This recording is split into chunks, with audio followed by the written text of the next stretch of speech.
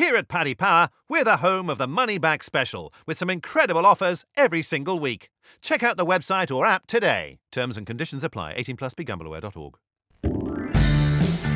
Hi there, it's great to have you along for the Racing Post weekend postcast, and what a weekend it is. Some fantastic racing. I'm Bruce Millington and I'm delighted to be joined by Graeme Rodway and Keith Melrose from the Racing Post tipping desk, and also Paddy Power's super shrewd odds compiler, Frank the Tank Hickey. Right then, here's what we've got. We've got ITV4 races from Sandown, Musselburgh and Wetherby. Some great action there, including the mighty Laurina. But for me, the highlight, well, not for me, for everyone, the highlight this weekend is the Dublin Racing Festival, which has become an absolutely superb centrepiece of the midwinter action. There's so many brilliant races and brilliant horses.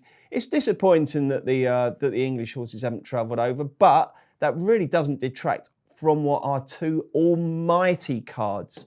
So we've got expert insight and hopefully all the best bets for the weekend. We'll kick off with the Sandown races. There's 4 of them. And the first one is the 150. It's the Betway Contenders Hurdle over 2 miles. Frank, looking forward to this weekend?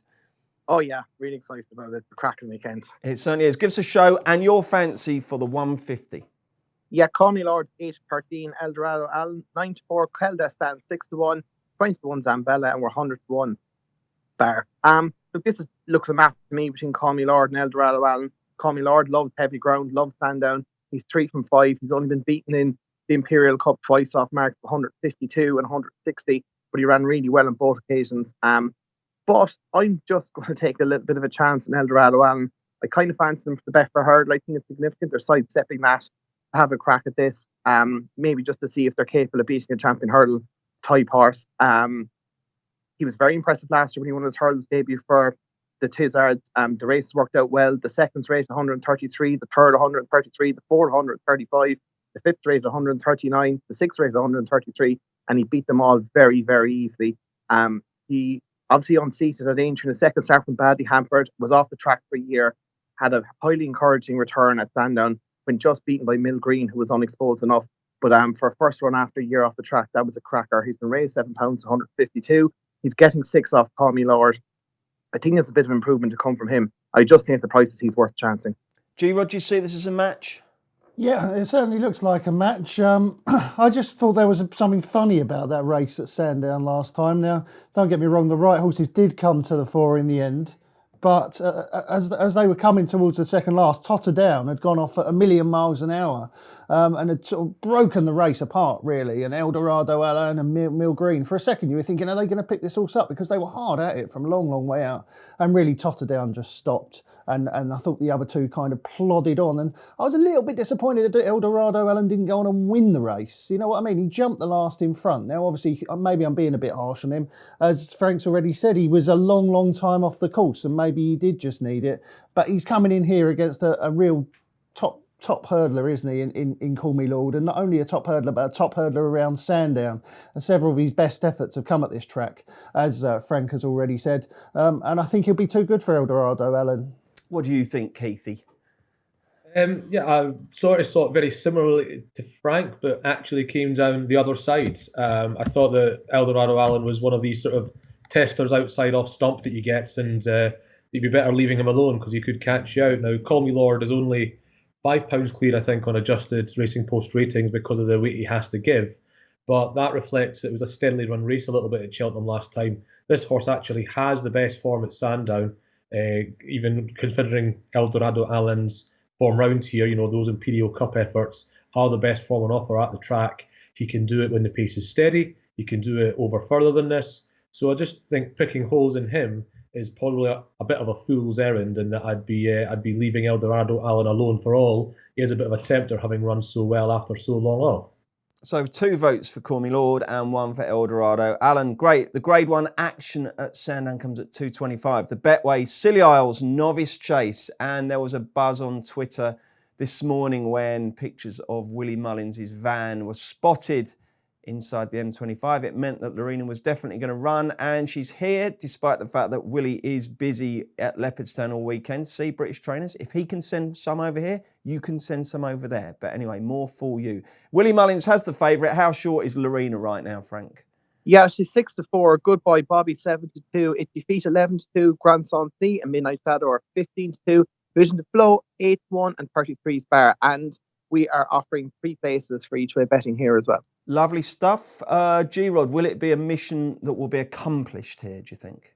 I think Laurina will win, mainly because I don't think it's the strongest of Grade 1 races. When you look down the race, Good Boy Bobby and the likes of Itchy Feet and Grand C, they're smart types, but I don't think they're real Grade 1 horses. And we know that Laurina brings Grade 1 form to the table. She's a real Grade 1 hurdler. She was top class over hurdles. We've only seen her twice over fences, and first time out she did made a perfectly good chase debut when she bolted up at Gorham Park. Now, of course, they've got that last time out run to get over where she was pulled up and showed absolutely nothing behind Fakadu Dairy, but she was never going from an early stage that day, and I thought that she was beaten from halfway, really. And in this company, at the price, I'm willing to give her another chance. Okay, so she does have something to prove, Keith, but you're prepared to accept the explanation, are you? Well, yeah, she bled at Leopardstown last time over Christmas, and that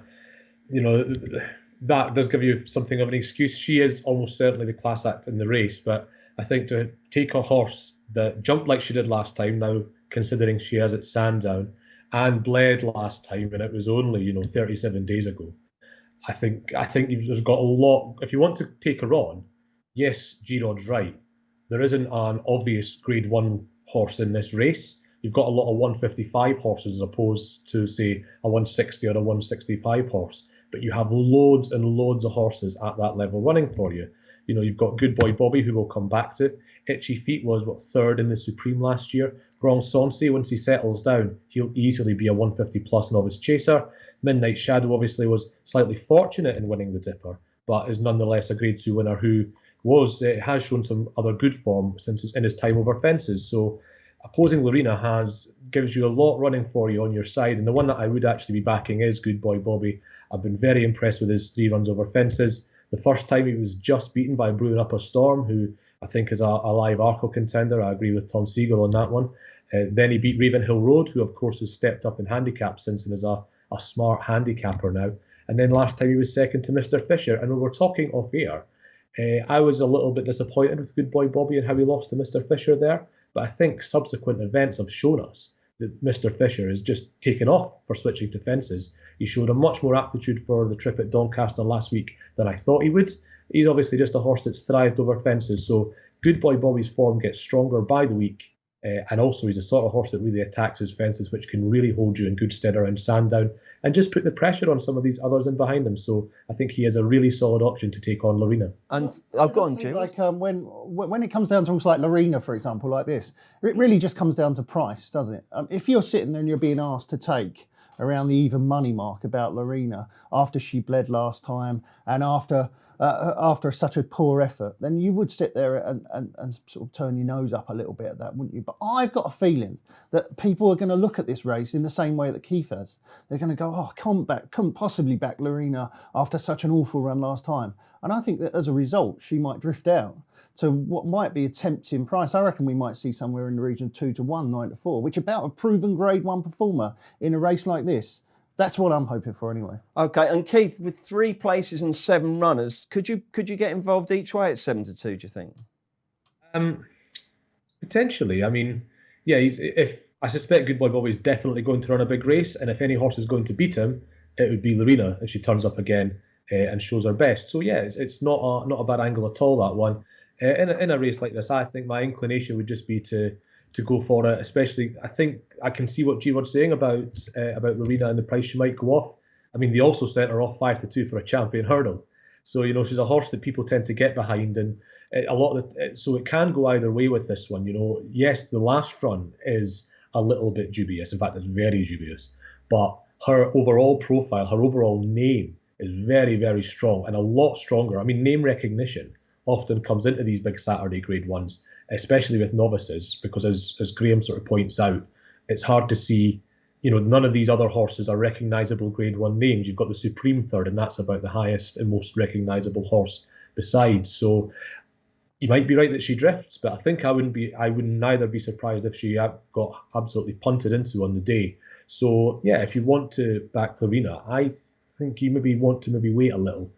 Well, let's see what Frank thinks, because Frank's the man who is who's got the power to shorten and lengthen horses. I mean, first question, Frank, what price would Laurina be if she hadn't run the last time?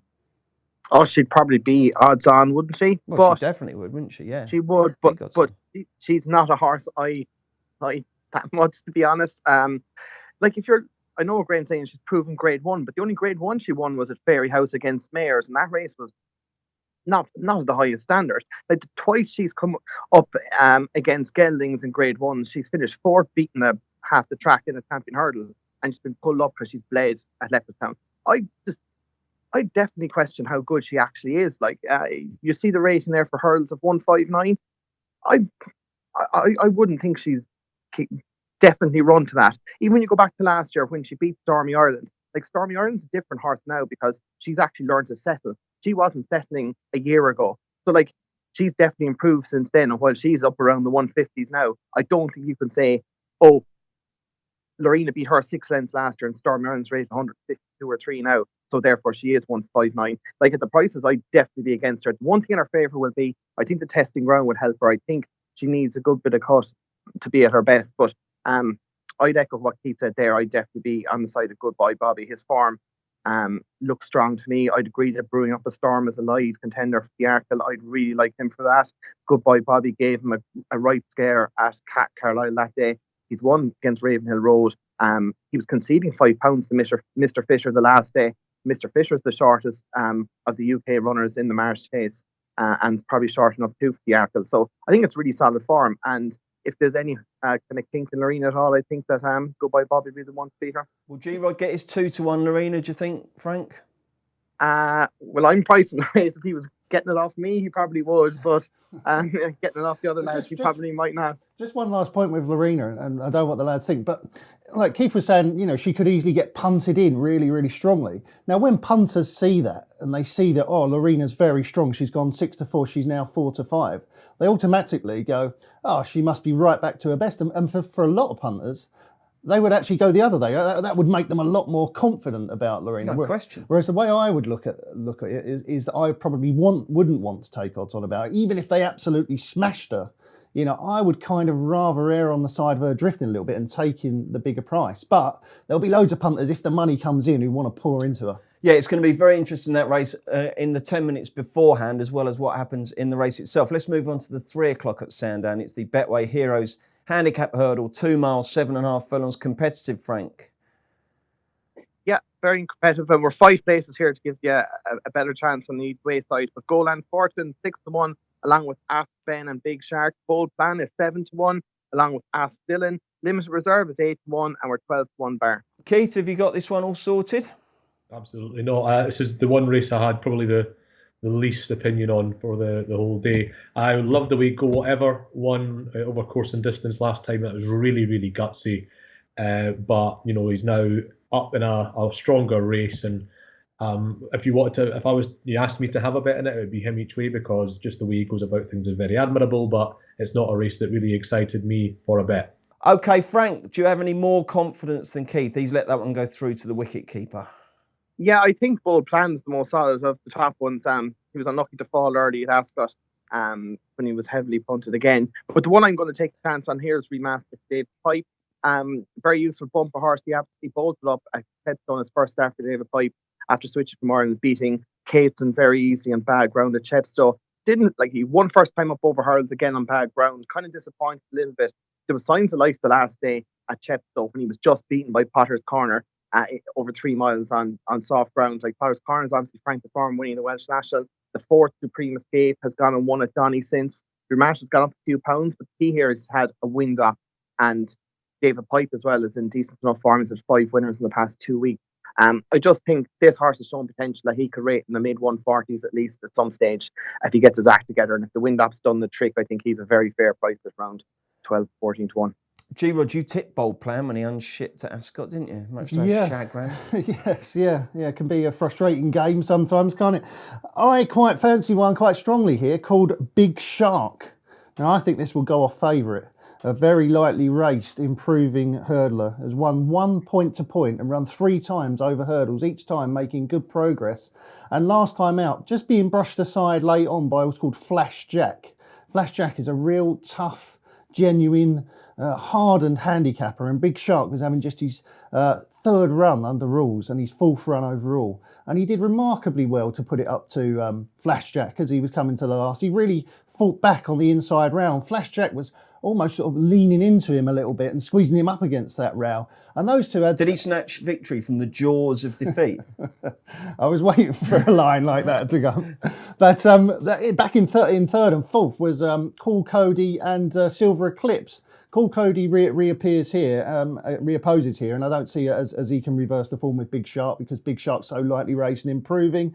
And those two had fought out the finish of a race at Uttoxeter on their previous run. So they came into the race in really good form and give the form a real solid look. Big Shark was 7 lengths clear of Silver Eclipse back in 3rd, and I think there's all sorts of improvement to come from Big Shark. He's still very lightly raced and improving, so I think he's one of the best bets on the card, Big Shark, and I think he'll go off favourite as well. So if you can get this, what is he, 7-8 to 1? I think it'd be 7-2, 4-1 come off time. Blimey, very excited there, G-Rod. I'm going to have to back that on the back of that. The other race at Sandown is the 3:35. It's the Betway Masters Handicap Chase over 3 miles, and another very competitive affair. Frank, give us a show and then your tip.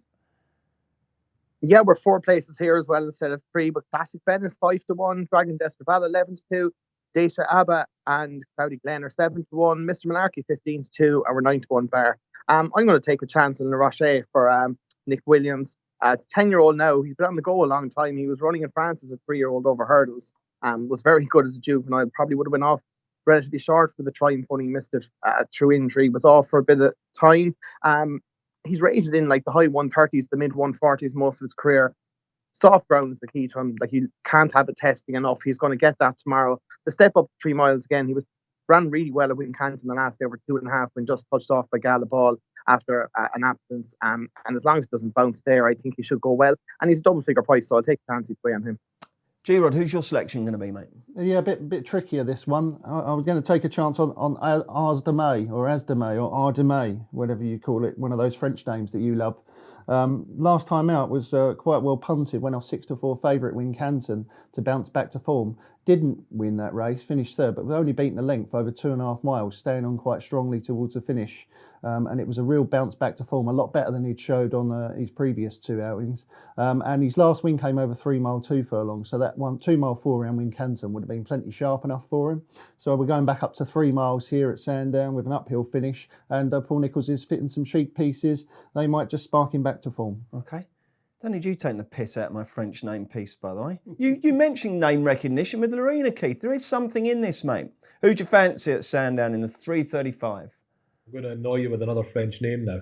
But I looked at this race first, and I thought, Classic Ben looks a little bit tight there, but I went down the 2nd, 3rd, 4th in the betting and thought, well, actually, now I see why he's that sort of price, because he is a horse that's likely to run quite well, and I don't fancy a lot of those. So I thought it was either him or taking a bit of a flyer at a price, and I am livid because Frank has stolen mine already.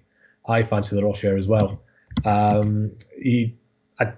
Other firms have him much further apart with Adame, but I thought the prices here are a lot more like it.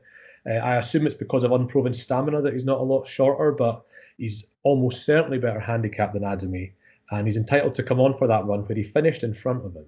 It was his first in 11 months, and he definitely suits testing ground. We take him to France now and again because he's that dependent on really testing ground. And although he's never really been proven beyond 2.5 miles or so, he's starting to shape like a horse that is worth another go beyond that sort of trip. So I think there is a lot to like about the Rocher at a decent price. Excellent. I always like it when the guys agree on a big price. Frank and Keith going for Le Rocher's 10-1, but probably bigger elsewhere because Frank fancies him. Let's do the other ITV races. They're at Musselburgh and Wetherby coming right up. So, does an each-way bet mean that my horse has to do part of the race in reverse? Everyone loves a newbie. That's why Paddy Power Games are giving all new customers 60 free spins on daily jackpot games. New Paddy Power Games customers only, one per customer. T's and C's apply. 18 plus. BeGambleAware.org. Welcome back. In amongst all the brilliant racing that's taking place on Saturday, we've also got the debut of weird off times. They're not just going with numbers that end in 5 and 10 like a tombola anymore. In an attempt to avoid the annoying clashes, we've got, for example, the 12:57 at Musselburgh. But the first race on the ITV4 undercard is at Musselburgh. It's the 2:05 and it's the Bet365 Scottish County Hurdle over just short of 2 miles. Frank, how do Paddy Power bet on this one? Yeah, this is our MBS race. Money back as a free bet if you're second, third, or fourth. But Ashington is 5-2, Miranda 11-4, Sebastopol 9-2, Sir Chauvelin 5-1, or 12-1 bar. So there's loads of offers from Paddy Power. So we've got some great each way extra at Sandown, and we've got money back special for €10 or £10 if your horse. What's the deal here again, Frank? It's just if you finish second, third, or fourth, you get €10 free bet. Well, you can't argue with that, can you? That's available at paddypower.com and all Racing Post digital products. G-Rod, who's going to win this tricky-looking contest? Yeah, tough one. I hate tipping favourites really in this sort of race, but I was torn between the two at the head of the market, Ashington and Sebastopol. Sebastopol I backed last time and tipped at Huntingdon when he was really heavily backed to win a handicap hurdle there, and I just felt he looked a little bit tapped for pace. I thought he looked like he maybe won a little bit further. And Huntingdon's a fairly sharp track, and obviously Musselburgh's a flat right-handed circuit.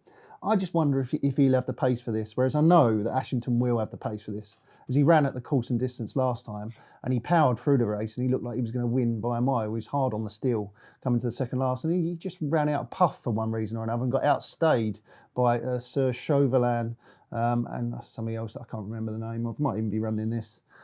So why did that happen? I suppose you have to ask yourself. But maybe he just got there a little bit early. I don't know. As a pundit, you're always sort of coming up with these little questions for yourself, aren't you?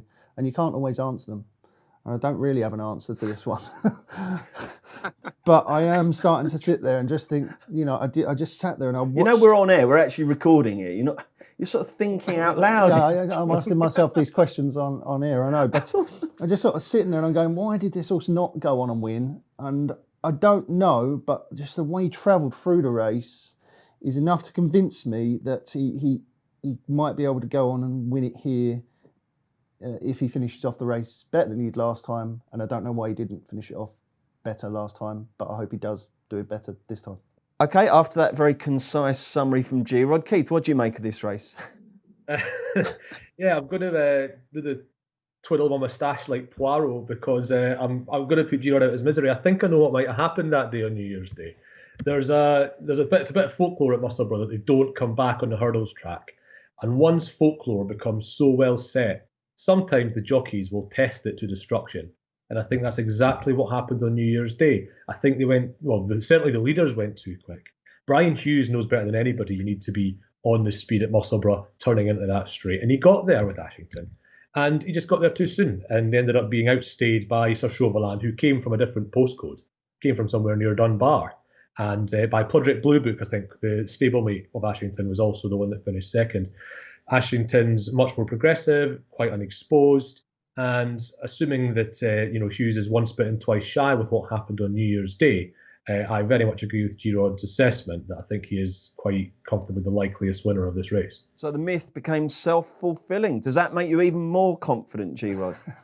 It does, but you always get some smart arse who's got some clever explanation as to why it happens. I much prefer my approach. Yeah, your case far more convincing. Frank, let's bring you in here. What do you make of Ashington? Yeah, he's got a solid chance. I like Miranda really in this race. I thought she was quite impressive the last day. Like, she came over from France last year as a 4-year-old, won her first 2 starts, disappointed on her handicap debut, Wincanton, and going off a sharp price favourite. She was off after that run though.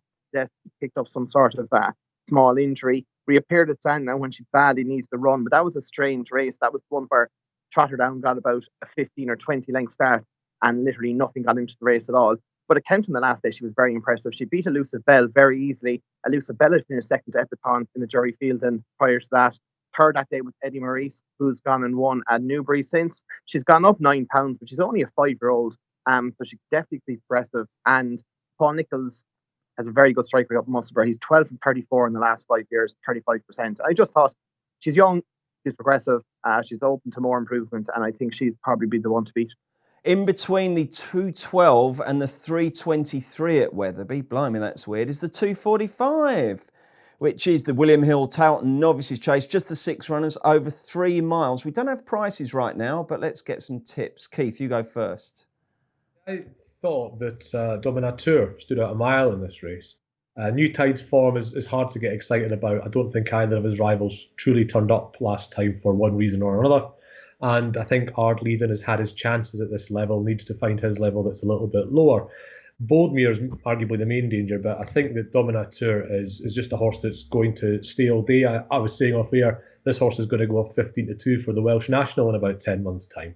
Because he's that sort of horse. He really does see trips out well. It took him forever to get on top on Welsh National Day last time in a novice handicap chase, but that's because he is a horse that just stays and stays and grinds and grinds. That's the only doubt, really, is that, you know, in a novice race like this, he may get taken off his feet very briefly, but as long as Leighton Aspel is happy to have the horse on the speed all the way around and he can keep up, if he jumps 3 out within a few lengths, he'll win. Because I think he is the most talented of these by clear water. And another similarly long turn in there, Keith, so you should be able to have plenty of time to get him fully wound up. Frank the Tank, who are you going to go for here? Yeah, I think it will come down to a match between Dominateur and Boldmere, but I'm just going to give Boldmere a chance. He was a winner over hurdles at Mark Racing last year. I remember because he was 50-1 into 14-1, and we laid a fair bit on him. Ran a solid enough race in the EBF final at Sandown, finished midfield, beating 9 lengths. That race always a great pointer to future staying pacers. While he was pulled up at Huntington on good ground in his pace debut, he's been very impressive in his 2 starts since, both in handicaps, bolting up at Leicester off a mark of 123 and defying a £10 rise when following up at Doncaster the last time. He's gone up to 142. But what's funny is when Sean Bowen jumped off him at Donny, he was saying that they had the next Cross Park. They obviously see him as a really good staying handicapper of the future. I just think he's worth following for a little bit, and I think he's a little bit of value against Dominateur. G-Rod, who'd you like? I agree with Frank on Boldmere. I was very impressed with the way he won at Doncaster the last time. I thought that Bob Marler was really going to stick it up to him. Now, Bob Marler's a bit like that old Flashjack that we spoke about earlier. He's just a tough, genuine, consistent type of staying chaser, and he's real hardened battler, and Boldmere's an inexperienced novice, and I thought that Boldmere really brushed him aside with ease with a really good leap at the last that suggests to me that there was plenty left in the tank, so I think Boldmere should be too good for these. Let's whiz back to Musselburgh for the 3:15, the Bet365 Edinburgh National, 4 miles and 1 furlong, 10 runners slogging it around. Frank, how do Paddy Power bet on this? Yeah, we're 11-4 Little Bruce, 9-2 Chic Name, 6-1 Wonderful Charm and Some Kind of King, 7-1 Bob Marler and Brian Borana, and we're 12-1 Bar. And who wins it, Frank? I'm going to take a chance on Cheek Name here.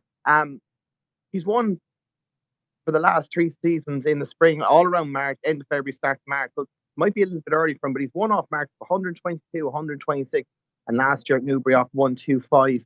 He runs here off, I think, 128. Which I don't think is beyond him. If you go back to the win at Newbury last year, he travelled and jumped brilliantly that day, and he was quite impressive in beating off Joe Farrell by a length and a half. The signs of life as well this year. His last 2 starts in the cross-country races at Cheltenham, he finished 3rd and 4th. I think he should stay the 4 miles. The ground isn't too testy. It was only good to soft up in Musselburgh, and I think he's wearing cheek pieces for the first time as well.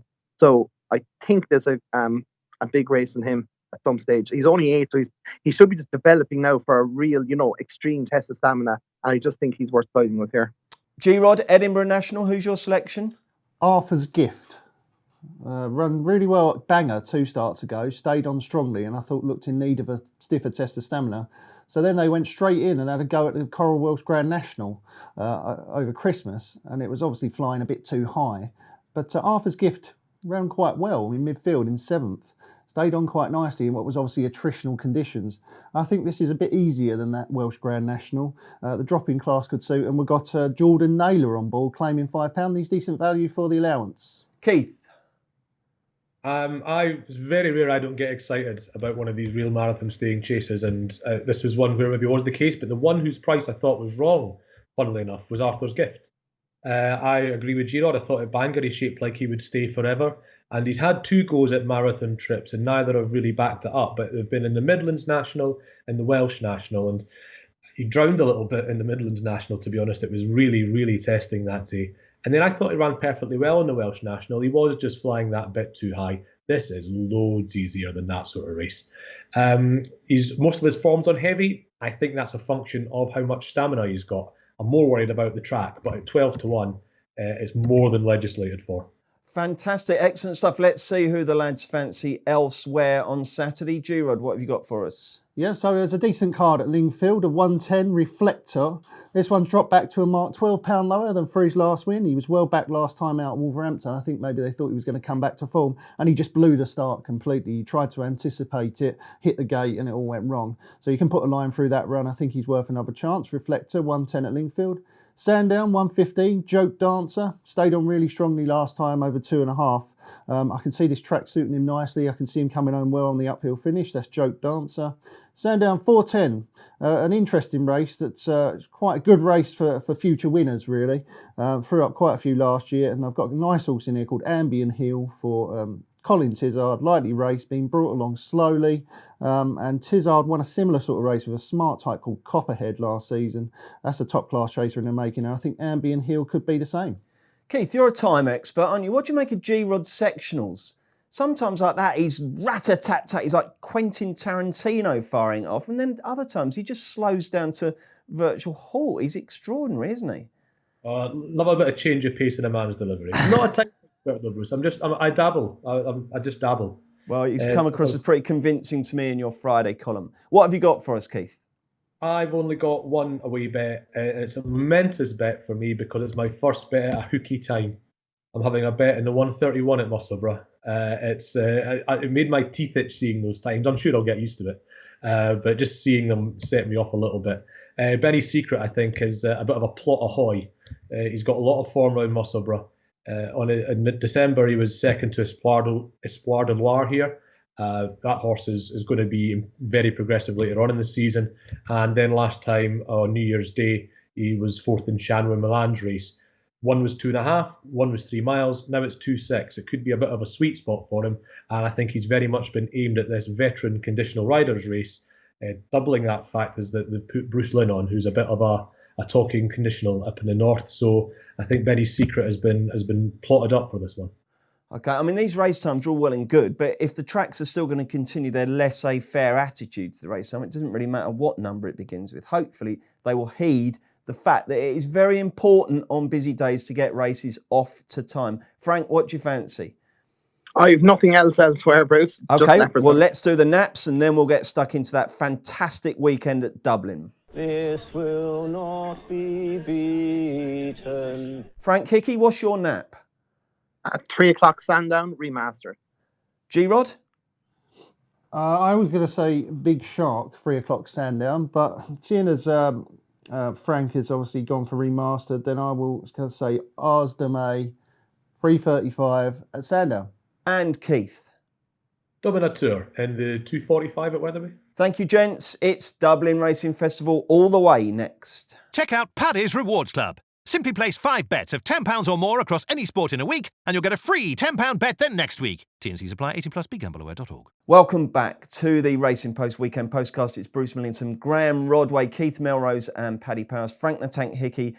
We're really looking forward to getting stuck into the Leopardstown cards on Saturday and Sunday. It's the Dublin Racing Festival, a fantastic weekend. So many great names, so many great races. It's competitive as well as star-studded. So let's crack on with the Grade 1s on Saturday. The first of which is the 125, the Ladbrokes Dublin Chase. Frank, what a race this is. Take it away with Paddy Powers' show of betting. Yeah, we are 13-8 Tacken Persois, 11-4 both Min and Al Plutard. Sidious Emery's 4-1 and we're 25-1 bar. And we've got each way betting, but it may well concern the market principles, don't you think, Graeme? No. Oh, okay. I don't fancy either of the top two in the market. In fact, I think they're pretty bad prices. I was massively disappointed with Chacun Pour Soi first time out, because we saw such a great performance from him beating Defi Desoy up at Punchestown. There was loads of confidence behind him. He went up 8-15 favourite, come back, really cement his position as a real top class 2-miler, potential champion chaser. And I just can't believe that he got beaten by a Plutard. I mean, he's a smart type, but he's not, I don't think, top class at all. I think he's going to fall short of the top grade. So the fact that he's beaten Chacun Pour Soi so comfortably as well, 4 lengths, I couldn't have Chacun Pour Soi. Yes, he's going to need, he's going to be expected to improve, and all of this that conditions are saying, connections are saying, and obviously he's the pick of the town end. And according to what DJ's telling me, there's no way that they can have him again. Min beating him. Basically, he's a much better horse than Min at home. But forget about all that. I mean, forget about what they're seeing at home. I mean, what have we seen on the track? Min is the best horse in this race, no doubt about it. Albeit, yes, over 2.5 miles. That one standout piece of form at Aintree last season. But that was a spectacular performance, the likes of which I don't think that a Plutard would be capable of producing. Maybe Chacun Pour Soi in time might be able to, if he was to build on that run. But even if Min was to run to the same form that he showed when winning this race last year over the same trip, because the main thing that people are going to throw at Min is that all of his best form's over further. But he did win this race last year. And I think that form, if he reproduces it, we'll have him bang there. It will certainly mean that A Plutard's got to improve to beat him. It will certainly mean that Chacun Pour Soi's got to beat him. He was kind of a little bit disappointing first time out, Min, but he still won, didn't he? He put in some sloppy leaps. I don't think he was anywhere near his best. He still won. And what do they say about the great football teams? Oh, they still win when they're not at their best. Yeah. So I reckon Min might be that sort of... I mean, it's just... They just get a little bit lucky, don't they? I don't know. Make them a great side. I always listen to what these guys say. Okay, so Min for G-Rod, very strong fancy there. Do you agree with him, Keith? I don't. I mean, while I see the case for Min, my take issue with what G-Rod said there was about Chacun Pour Soi, because yes, he was backed like defeat was impossible last time, but I've got a question for you here. Who in this race, I'm going to rattle them off now, should have gone off to make Chacun Pour Soi bigger than 8-15, bearing in mind that Chacun Pour Soi had absolutely smashed Defi Desoy on his run in April. Nobody's done that to Defi Desoy when he's been on form, but Chacun Pour Soi did. A Plutard, who'd been beaten on his last 2 starts, Ordinary World, Simply Ned, Cadmium, Jets, Hardline. These aren't horses that are going to make a champion chase prospect any bigger than about 8-15. So I think the idea that he was well fancied and disappointed is a bit of a red herring. It was his first run as well, and if you just were to take the sort of price out of it too, you look how that horse shaped, and it was a perfectly acceptable run for a first run back of the season. You know, he travelled through the race like the best horse and just got run out of it late on. A Plutard outran him, and he is not as much of a 2-miler as Chacun Pour Soi. He evidently stays 2.5 very, very well. So stamina's his forte in a race where that was tested. And I imagine now, having had the benefit of seeing him against A Plutard, that Paul Townend will hold on to Chacun Pour Soi a little bit more this time. And that will put the onus on the others to make it into the sort of test that they need. Well, I put it to you, right, that, yes, it was his first run. But last season, he returned for the first time. We hadn't seen him since March 2016. He returned at Naas, and he was odds on, obviously, for a much weaker race than this. So it's hard to make genuine comparisons. Obviously, he could have been below his best that day and still won. But I was blown away by him that day. He really excited me. I was like, wow, look at this all Chacun Pour Soi, first time out. You know, he's absolutely brilliant first time out. There was no flies on him. He didn't look rusty that first time up last year. Now, obviously, it's easy to say it was a poor race, which it was, but he blew them away by 31 lengths. He didn't look like a horse to my eyes who was the sort of horse that needed a run to get him right. He looked like the sort of horse who would always come up first time out quite fit. And the fact that he was so strong in the market first time out is another indication to me that they were expecting better. I was just disappointed with him. Okay, Frank, we need you to adjudicate here. Keith's sweet on Chacun Pour Soi. G-Rod cannot have him at all and fancies Min. So I guess you're going for A Plutard, are you? No. Like I can see, like the thing you have to factor in as well is that a lot of Willies at Christmas were needing the run. I would anticipate that Chacun Pour Soi will step forward quite a fair bit. I think what is dangerous though is just kind of going, Chacking for Swa hammered Def Desai at Punchestown last year, and your Def Desai's favourite for the Champion Chase. So by default, Chacking for Swa should be capable of winning the Champion Chase. I think what people aren't factoring is, I'm pretty sure Def Desai is running about £8 better than last year. And the other thing was, that was his 6th start of the season last year at Punchestown, while Chacking for Swa was just having a 2nd start. Like, while Def Desai ran a great race, there's every chance he ran a small bit below say what he was achieving earlier. And if that was the case, you can't win these great ones if you're a little bit below your best, unless they're weak. I think Min is value. Like, Min has won this the last 2 years very easily. Away from Cheltenham, he's had 17 starts and won 14 of them. 2 of the defeats were his disqualification at Leopardstown at Christmas, when he actually finished first past the post, and he was beaten ahead by Politolog at Aintree, and he finished 4th at Punchestown then at the end of a hard season. I think that was his 6th start of the season that year.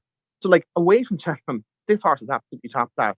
The others have it all to do. I'm not saying Chacking for Swa can't improve up to his level, but he's got to go and prove it. And at the prices, Min's the only bet. You have to look also, don't you, Frank, at what Min would have on his Palmares, to use a cycling term, if Altior hadn't been around. I mean, he was kind of the Richard Johnson to Tony McCoy, wasn't he, when Altior was ruling at 2 miles? Exactly. He's probably underrated, isn't he? Oh, he definitely, like, as in, he would have won at Cheltenham without Altior. I'm still not convinced that's his ideal track. I think he's probably a bit more suited to maybe Leopardstown and Punchestown. But, like, as you see there, away from Cheltenham, he is 14 from 17, which is incredible. And the others really have to step up to beat him. I think he was priced up at the start of the week as if he was going to go elsewhere. I think Goran had been penciled in, but he's in here in a race he's won before, and I think 3-1 is still a very fair price. You could easily make the argument that he should be favoured. Excellent. That is a real cracker. As is the 2 o'clock at Leopardstown. It's the ERSG Arkle Novices Chase, 2 miles, 1 furlong. Notebook and Fakir Duderi are battling for favouritism. Frank, give us a full show. Yeah, Notebook 7-4, Fakir Duderi 15-8. Mellon 9-2, Bapalm and Cashback 6-1, and we're 40-1 bar. Keith, this is another cracker, this, isn't it? Who'd you fancy? It really is a belter, isn't it? I watched the Christmas race back with Notebook and Fakir Duderi and thought that Notebook got an absolutely superb ride from Rachel Blackmore. She kicked at just the right time to use that horse's pace relative to Fakir Duderi. And I'm not sure she'll get to do that this time, because I think the main Mullins runners all have some sort of history of cutting out the running or racing prominently at least. So I can see it being, the tactics being a lot more complicated this time. At the prices, I think I would be backing Bapalm. If there's a more canny race rider in Ireland just now than Rachel Blackmore, it's probably Robbie Power. He really gets the races right more often than just about any jockey going at the moment. And he will know how to make use of this horse's stamina in a race like this. Okay, Frank, who are you going to go for? Yeah, it's very tricky race. As Keith has already said there, the tactics are going to be important. Cashback is a bit of a tearaway. So I don't think Notebook or Fakir Duderi are going to get to the lead early anyway. Funny enough, that last race at Leopardstown was actually what a lot of people were saying, Fakir should have went out and made a more of a test of stamina. The time figure was quite high, so the time was good. So it wasn't that much of a, today pace with a sprint late. I wouldn't be certain Fakir can turn that around on £2 worse off terms. I'm just a little bit annoyed there's not 8 in it, because I'd be taking an E2A chance on Gallant John Joe if there was. I think he's completely overlooked. He was 3rd in the Grade 1 here over 2 miles 6 last year at this festival. I think there's a chance he might hit 3rd in this at a big price, but unfortunately only up 7. If you put a gun to my head, I'd probably say that the race might set up for Mellon if he jumps well. But yeah, this is it's not a betting race for me. Is it a betting race for you, Graeme? No, it's not a race that I'm particularly interested in from a punting perspective. I think that Fakir Duderi can reverse the places with Notebook. I just felt that he wasn't quite at his best last time. When he won at Fairy House previous, he just took my breath away with his jumping, and I didn't get that same feeling about him last time at Leopardstown. I'd like to see him try and be a bit more prominent on him if they can, and try and get to the lead and let him have a clear sight of those fences and let him go and attack them in the same way that he did at Fairy House. That might not be possible with Cashback in it. That makes it a bit of a tough race to bet in when he's such a short price. But if I was going to bet in it, Fakir Duderi. Okay, you don't have to have a bet, of course. It's not obligatory by any means. What a race. I mean, this is just ridiculous. The great races just keep coming at 3:10. It's the PCI Irish Champion Hurdle. Over 2 miles. Frank, take it away with the show. Yeah, we have another MBS if your horse finishes second, third, or fourth here. So Honeysuckle is 11-8, Sharjah 15-8, Classical Dream 7-2, Petit Mouchoir 14-1, and we're 20-1 bar. Okay, I can help you out here and save you a lot of time by saying that Honeysuckle wins this and then goes on to win the Champion Hurdle. If you've got any contrasting views or you agree with me, speak now. Frank Hickey. Sharjah will win, I think. Honeysuckle has been extremely impressive visually, but what's funny enough is that her time figures don't back that up. She's yet to run a really good time figure. Niall here in the office, you know, from the podcast, is really big into doing these time figures out for us, and he's basically saying that she has to prove that she can, if this is strongly run, that she can actually run a fast time. There's that doubt there, and at 11-8 in a grade 1, you'd nearly need to know that for sure, that she can run a fast time. The ground as well is a big thing here. I don't think it's going to be that soft. Sharjah is electric on decent ground. His record at Leopardstown is pretty decent. He's 2 grade 1s, and he would have won a third one as a novice when he fell at the last, when he was absolutely tanking. I think the race is set up from. There's plenty of pace here with Classical Dream and Petit Mouchoir. Even Monsieur Lecoq as well likes to be ridden prominently. And I can just see him cruising in behind with Patrick, and he's got a turn of foot. I really think he'll take all the beating here. And if you knew the ground was going to be good at Cheltenham, he's a very fair price. Not even good, but just not testing. He just doesn't want testing ground. But he's a very good horse, and I think he'll burst the Honeysuckle bubble tomorrow. Frank, 2 questions for you. One, it's yielding to soft at the moment. Just explain what that means. Is that softer than good to soft, or is it pretty much a straight translation? Good to soft and based, I suppose you call it. Like, look, it's going to be a bit like France here, that whatever they're calling it, like they're going to, I don't know if you say France, but like they're definitely going to call it a little bit softer than what it actually is, just to make sure horses aren't full out. It's going to be on the soft side of good, but I can't see, we've no real rain forecast bar a little bit on Sunday morning. I can't see it being anything other than perfect jumping ground. That was my second question. Do you have rain forecast? The answer is no. G-Rod, who wins this? Interesting race, and I think if you want to take a short price about Honeysuckle, you've got 2 worries. One is all of her best form is going right-handed, and this is obviously a left-handed course, and she is also better over further on what we've seen. Now, she has won over 2 miles, but all her best form is at 2.5. So how is she going to cope with dropping back to 2 miles here against horses that have got genuine pace, like Sharjah and like Classical Dream? I just have this feeling about Sharjah, and I could be wrong. You know, you get these horses that they just sort of pop up at nice prices, and then when they're fancied, they bomb. I just get the feeling maybe Sharjah's that type. Maybe he's the sort of horse that you want to be back in when he's a nice price. But when he's going off, what is he, 7-4 or something like that? I don't want to be back in Sharjah at 7-4. If you'd said to me at the start of the season, would you take 7-4 now about Sharjah winning the Champion Hurdle in February? I'd have said to you, you got to be kidding me. There's got to be better hurdlers out there than Sharjah. So just in the back of my mind, I couldn't be having Sharjah at that sort of price. And I'm just going to take a chance on Classical Dream, maybe give him one more chance. There is a good horse in there. We've seen it. That Supreme win was impressive. Yes, maybe the form's not worked out that well, but the time was strong, and he absolutely annihilated them from the front. Both starts this season, he's gone off short price favourites and disappointed. Last time out was just an inexplicable run, was it? I don't know what he was doing with that jumping, the big jumping and all that. But, I mean, you don't have to be any sort of judge to just look at that race and say that ain't right. You just know that wasn't his form, so you can just forget that run. I'll have a decent wager that you're going to see Willie Mullins has put in a lot of work at home to try and get this horse back. I think he'll jump a lot better. I expect him to go off in front. And if he's going to cement his claims for the Champion Hurdle, this is his chance to do it. And of course, he burst onto the scene at this fixture last season when he was so impressive. So I'm going to give Classical Dream one more chance. Who are you going to go for, Keith? Well, we've been told all winter, haven't we, about how open a Champion Hurdle it is. And every time I've been told that, I've said, yeah, only for as long as Classical Dream remains a nutcase. Because that horse it needs to calm down, but it's got so much ability, as G-Rod said. And the day it does click, it's half a stone better than probably any horse in the Champion Hurdle this year. So while it's not a race I'm going to be ploughing into with, max bets or anything like that, there's only one horse I could possibly back, and that's Classical Dream at around 7-2. Goodness me. Right then, we've got loads of other great races at Leopardstown on Saturday. Frank, who should we be looking at? In the 1250, the Nathaniel Lacey Partners Novice Hurdle, I really like the claims of Longhouse Post. He's related to 3 mile horses that wanted 3 miles and further, and he's really going to appreciate the step up and trip here. He was a point winner who won his bumper very impressively at Puntytown, beating Monkfish, who's a relatively short price to the Albert Bartlett. He's been beaten twice by Elixir Daniel this season, over 2 miles 3 at Naas, and in the Grade 1 at Naas last time behind Envoy Allen. But the last day he really shaped like he was crying out for step up and trip. He was staying on strong at the finish.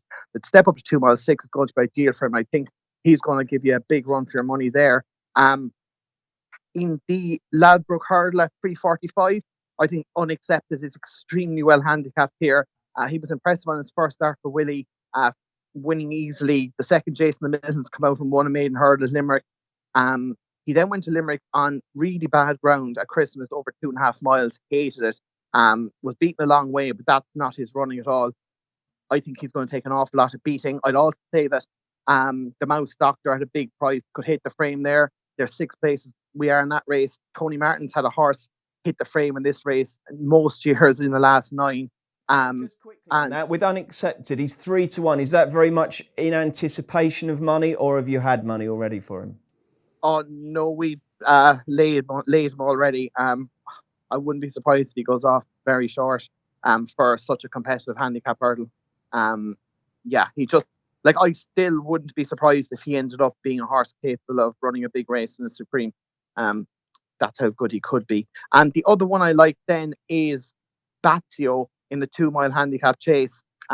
He was second the last day, running on strong. He finished behind Drumconnor Lad. Winners have come out of that race. The 3rd Allardyce has won since, 6 at the Acorn has won since, and the 7 Ice Cold Soul. He only got £4 to the bottom of the weight. He's a fair price. I thought he'd be close to favourite. He's 8-1 with ourselves, 10-1 about elsewhere. That's a very fair price. I really like him. And that's in the 235. Okay, the action keeps coming on a weekend of such quality. The 3 o'clock on Sunday at Leopardstown is the Flogas Novices Chase. 2 miles, 5 furlongs. Frank, what's the latest from Paddy Power? Yeah, Battle Over Doyen and Faheen are both 13-8. Easy Game 9-2. Tornado Flyer 8-1. Casbah West 14-1, and we're 25 back. Keith, I think it's your turn to go first. Faheen, the 12-year-old who's defying all the trends, can he keep going? Well, this is it, isn't it? I nearly said we hope so there. And I think that's what happened at Limerick over Christmas. We all saw the return of Faheen because that is what we wanted to see.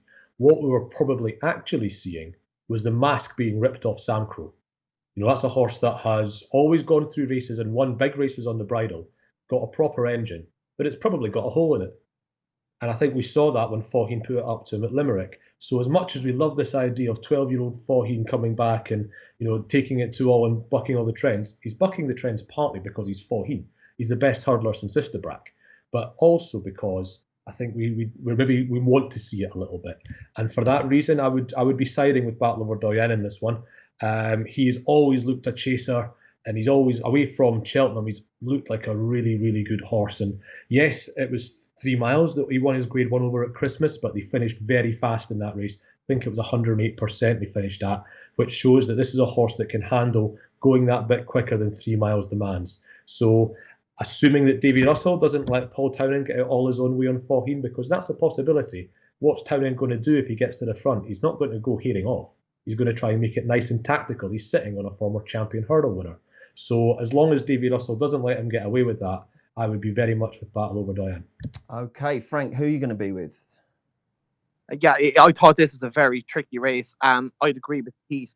It wasn't the fact that Faheen is, an unbelievable chaser that he won at Limerick. Sam Crow, there was some negative vibes around for him before that Limerick race, and I think, I wouldn't be thinking that form is that strong. Battle Over Doyen is definitely improving. I would just be slightly concerned about the drop 2 miles, 5 furlongs. I think he's an out-and-out stare, and I'm just small but worried on decent ground that he might get outpaced.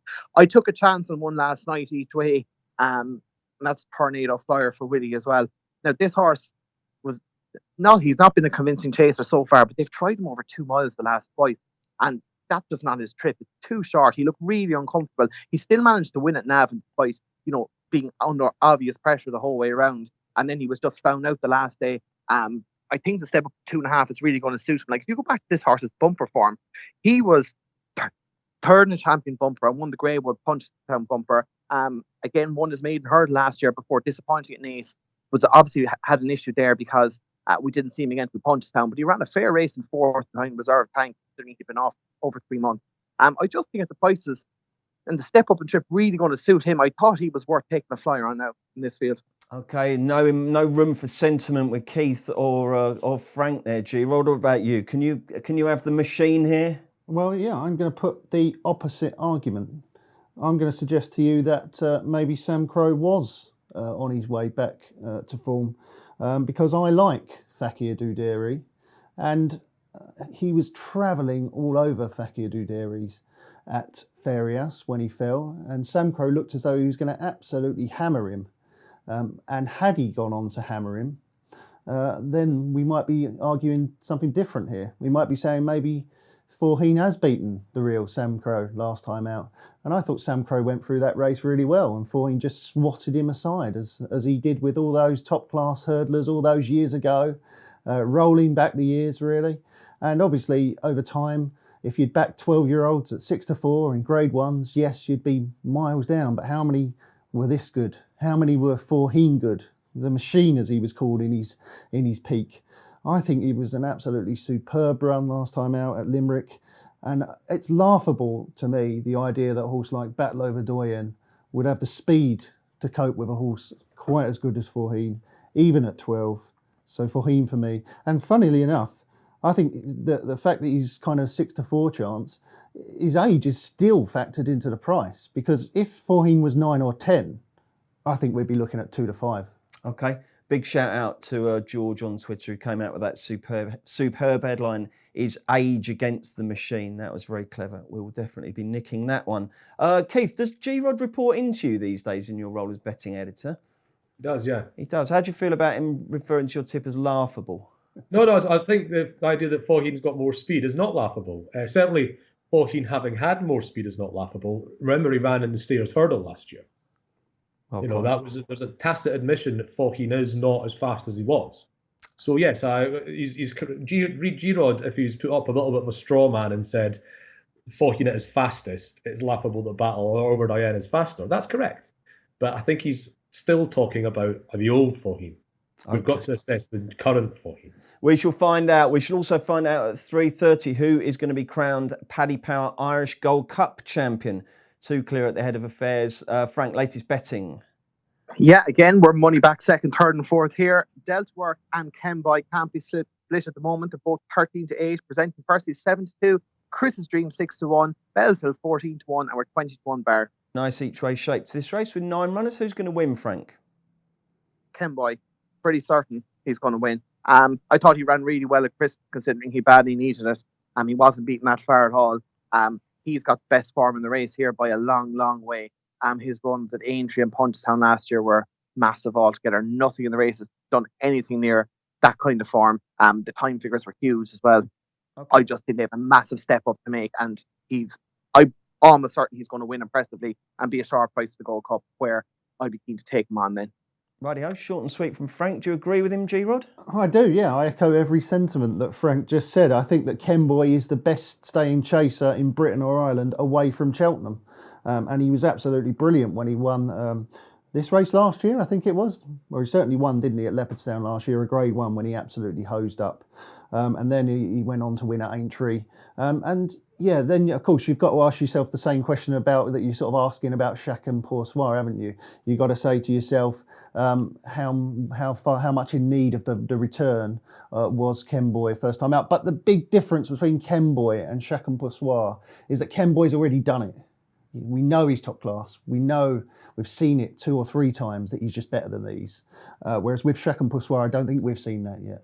So for me, if Kenboy comes on for that run, then he will win this. Okay, 2 confident votes for Kenboy, Keith, but neither, with a little sort of asterisk, fancy him to go on and win the Cheltenham Gold Cup. We'll focus on the race at Sunday first and then see what you think about Kenboy for the Gold Cup. Well, I'm afraid you're not going to get much originality from me on this one, because I think the approach is back Ken Boyd to win on Sunday and take him on at Cheltenham. I think of the three big ones in this race, Delta Work himself and Presenting Percy, arguably the least likely to win a Gold Cup, but I think he's the likeliest winner of this race. My most interesting thing about this race, because backing horses at 13-8 really excites me, is what are they playing at with Presenting Percy? He's a horse that I do like for the Gold Cup.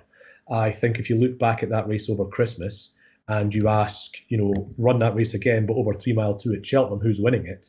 A lot of them would point to the horse that finished in fifth, and that was Presenting Percy. So I thought it made sense going to the Galmoy Hurdle after that and trying to just get a nice easy race in before the festival. But they've gone for the Gold Cup, which I think is quite interesting. What do the lads think about that? What do you think, Frank? Are we surprised to see Presenting Percy in the lineup? Apparently the vibes are quite strong about him.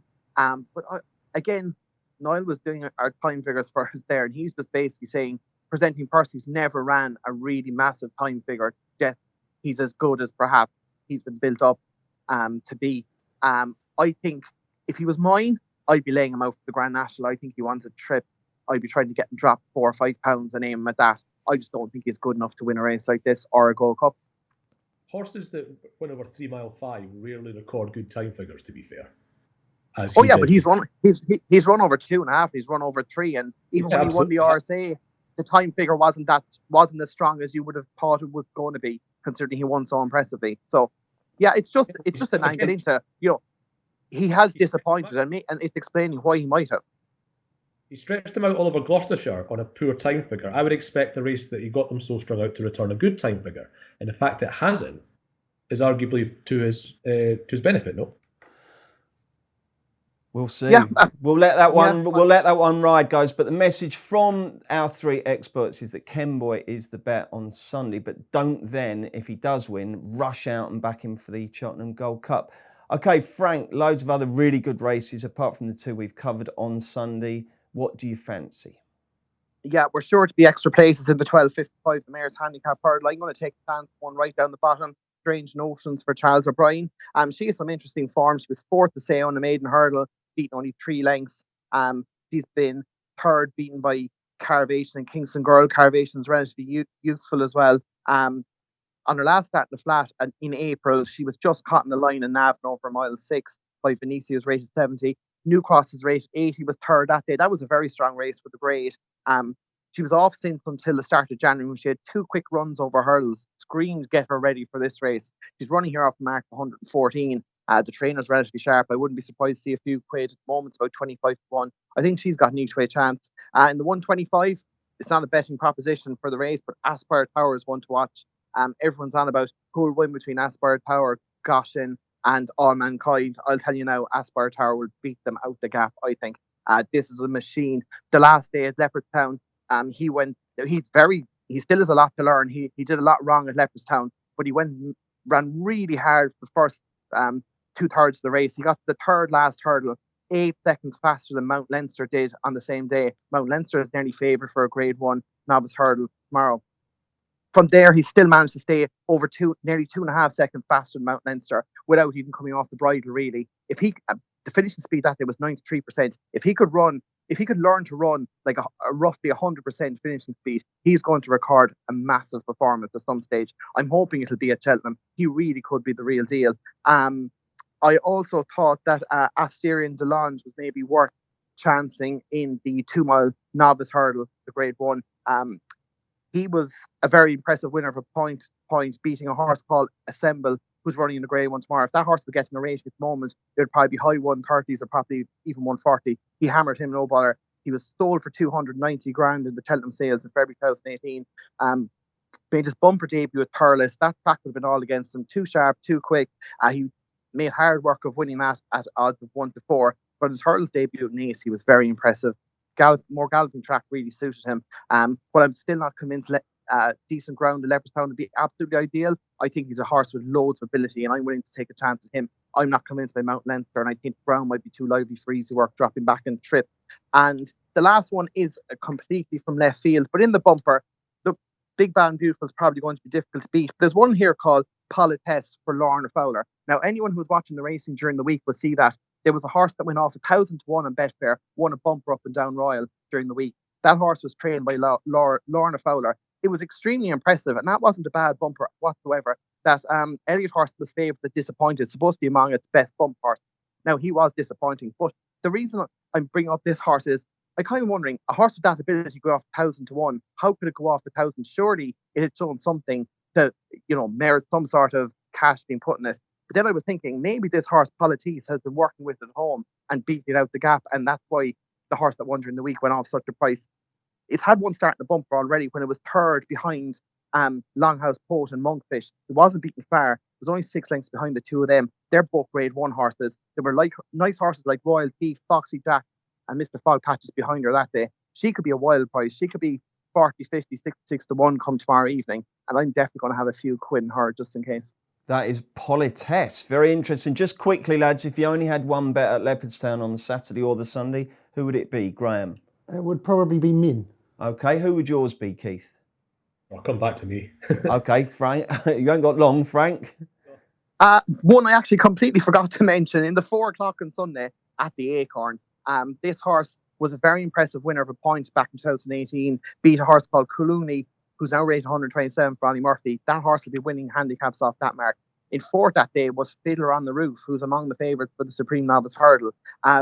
He's got the typical Tony Martin slow approach. He's shown plenty in Novice Hurdles, was second to Eclair Bofo, had 3 quick chase starts in 6 weeks from October on, didn't show a whole pile. On his handicap debut at Leopardstown, he was given a nice educational ride, should we call it, staying on nicely in 6th. Went to Novice Chase at Ferryhouse the last day, bowled it up. Now, he went from 115 to 131 for winning that race, but this horse has loads of ability.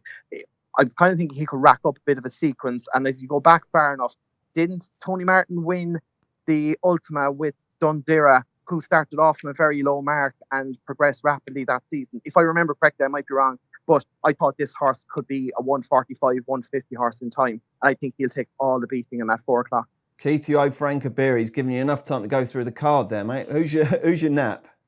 Yeah, on reflection, very extended reflection, it'd be Bo Palm in the Irish Arkle. Lovely stuff. Thank you very much, gents. Now, G-Rod, Keels has gone over, hasn't he, this week? And why are we not with him? It's such a brilliant weekend. We've got to do it, haven't we? Yeah, I would love to have gone. I did actually look at the flights somewhere in January, but you know what it's like. You know, you think, oh yeah, I'll get round to it, and then never got there. But we'll get there. There's plenty of time, I hope. Well, let's book flights nice and early this year for next year's, yeah? Yeah, it'd be about £2 each. Now, you know what's happening, don't you? We've got all this great racing on Saturday. I'm going to be at Selhurst Park. You're going to be at the London Stadium. We're both going to be watching our teams lose 1-0, miss all the racing and hate each other, aren't we? Well, I've been guilty of sitting in my seat at West Ham with my phone on with Racing UK and Sky Sports Racing. You're not really taking any notice of the football at all. No, it's funny actually. The ones, because normally you can't get a signal when there's a big crowd, but during the game, no one else is on their phone, so you can watch the racing, can't you? Exactly. I do it all the time. All the diehards absolutely love people like me, don't they? Absolutely, but that's why it's good to support a team like Palace. They do so little attacking, you can actually watch the racing. Keith, what are you going to be doing? Some weekend this, isn't it? Oh, it's a superb weekend. I'm afraid I tend not to watch the Saturdays live so much at the moment, you know. And this weekend I have got a good excuse, so I'm out on a stag do. Oh, brilliant! Where's that? Oh, it's just in Halifax. The chap involved is getting married at fairly short notice. Oh, really? So we're just having the stag do around the local gaff for now. Okay. Big one to come. I've never heard Halifax on the stag weekend map, but I'm sure you'll have a good time. Frank, you're going to be able to get along to the sports. I am off all weekend. I can't go tomorrow because I need to do a little bit of babysitting to get off Sunday, but I am going Sunday and I'm really looking forward to it. I got a message from Mr. Keeley on, I think, Thursday, asking was I going, and he's keen to have, in his words, a pint or 7. So I'm working at 11 on Monday. I'll be trying to not have 7 or 8 pints and get into work, but I have a feeling Mr. Keeley might be kind of man who would put someone like me away in very quick time. He certainly will. And if you think that the fact that he's been in Dublin since Friday night means that he might have lost his edge on Sunday, I'm afraid think again, my friend. Thank you very much indeed, guys, for your input. That's really, really good. Good luck with the tips. Don't forget, bet responsibly. Have a great weekend. Get the Racing Post on Saturday, the bumper edition full of all the form, tips and expert analysis. Download the Racing Post app and have a great weekend. Maddie's back on Monday to take you through a review of the weekend, and we'll look ahead to next weekend as well. And she's also in this chair next Friday, so join us for more great Racing Postcasts. I'm Jose Mourinho. I know a thing or two about being special. Getting a road named after you in your hometown, special. Winning the daily jackpot on Paddy Power Games, not special. Understood, Jose. Yes, someone wins an average £40,000 jackpot every single day. So if you win, don't think you're special. Daily Jackpots by Paddy Power Games. Jackpots must be awarded by 11 p.m. and vary from day to day. Jackpot is shared with other operators. Available on selected games. T's and C's at paddypower.com. 18+, begambleaware.org.